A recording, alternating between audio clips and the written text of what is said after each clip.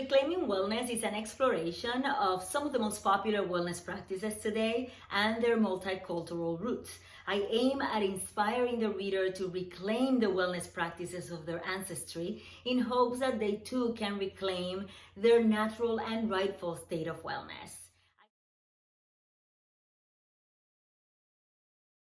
I do believe the modern wellness industry has a diversity and inclusion problem because for many years I have felt like one of the few people of color enjoying the wellness practices that I love so much.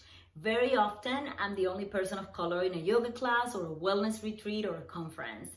And it was not uncommon for me to look at wellness-based websites or products or publications and see no one that looked like me.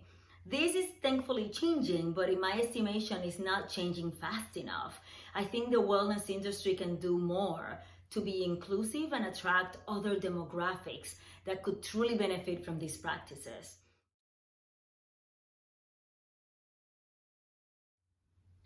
The book traces the history of numerous wellness practices back to cultures historically known as cultures of people of color. The most obvious example is yoga, which, as you know, is a practice that originated in India many thousands of years ago. Another one that many will find surprising is the use of essential oils. Today, essential oils are very popular in wellness circles, and rightly so, because they are amazing.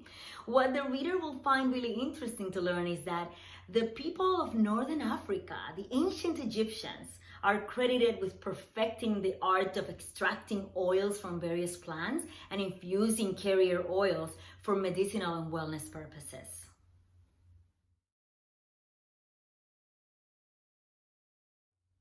I would like the BIPOC community to remember that the many wellness practices that are popular today are ours to reclaim and to benefit from. They're not just for the privileged or the well-to-do wellness seekers.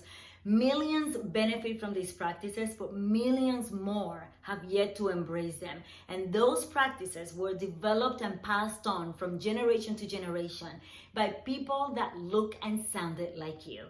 They are part of your ancestry, and it is your birthright and an awesome way to honor your ancestors and at the same time reclaim them and use them as tools to help you live the best life you can possibly live.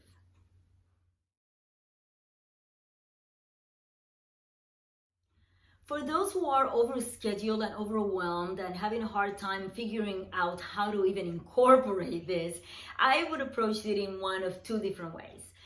Pick one practice or area at a time and maybe focus on one that you feel most called to. Perhaps something you're already familiar with or you've been curious about the longest.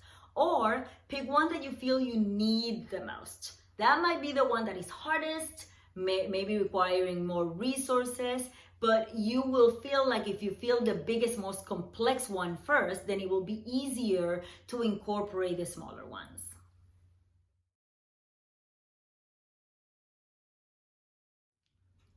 The most important thing I hope the reader will take away from this book is that embracing healthy living habits is easier than you think. It doesn't have to be expensive or hard or inaccessible. It just requires a little bit of preparation, basic knowledge, and the commitment to your own well-being.